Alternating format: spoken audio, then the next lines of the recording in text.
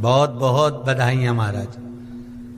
सोमवार की अष्टमी का मतलब आपको इंदौर की कथा में बताया था, जिस दिन शंकर और पार्वती के मिलन का दिवस हो, और केवल एक माता पार्वती के अकेले मिलन का नहीं, 64 योगनियां तक भगवान शंकर से मिलने के लिए आती है।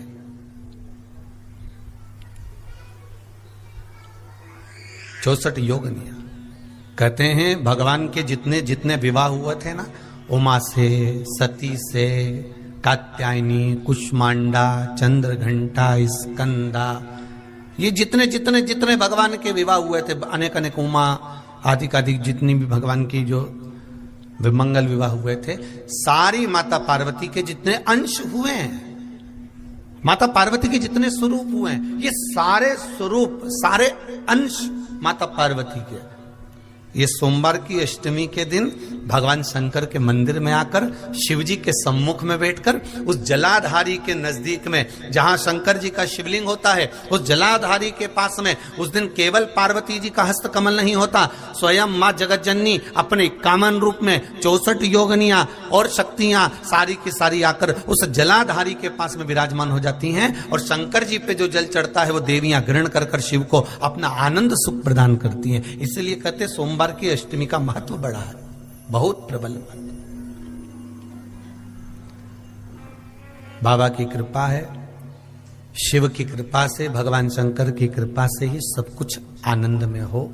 और हम तो कहेंगे एक लोटा पानी चढ़ाने से पीछे मत हटना। सोमवार की अष्टमी के दिन शंकर के मंदिर जरूर जाना, बेलपत्र जरूर चढ़ाना, बाबा से विनय जरूर करना, निवेदन करना, बाबा को पूजन करना, घी का दीप लगाना और बाबा से विनय करना, बाबा मेरी ये मनोकामना है, मैं तो आपके चरणों में समर्पित करने के लिए आई, मेरी ये विनती को स्वीकार कर लो।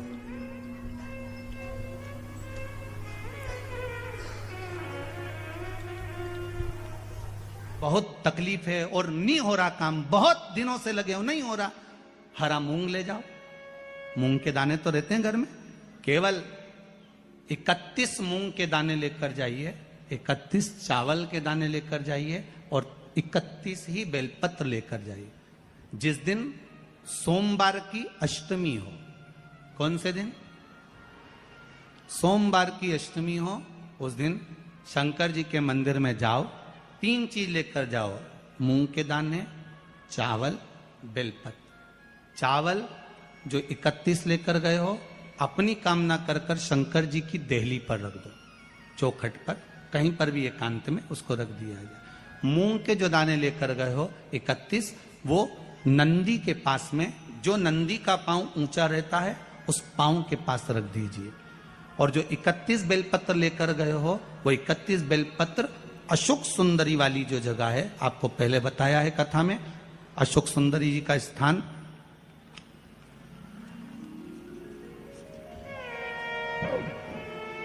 ये शिवलिंग, ये जलाधारी जहां से पानी बहता है, उसके बीच में एक मोटी सी लाइन होती है जो शंकर भगवान की छोटी लड़की अशोक सुंदरी का स्थान है।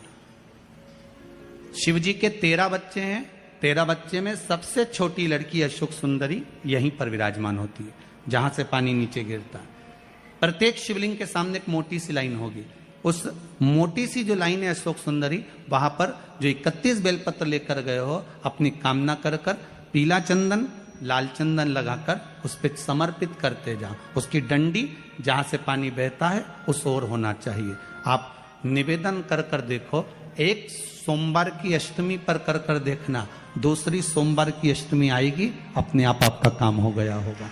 बाबा से निवेदन तो करो, क्यों भटक रहे? और धतूरे का फूल,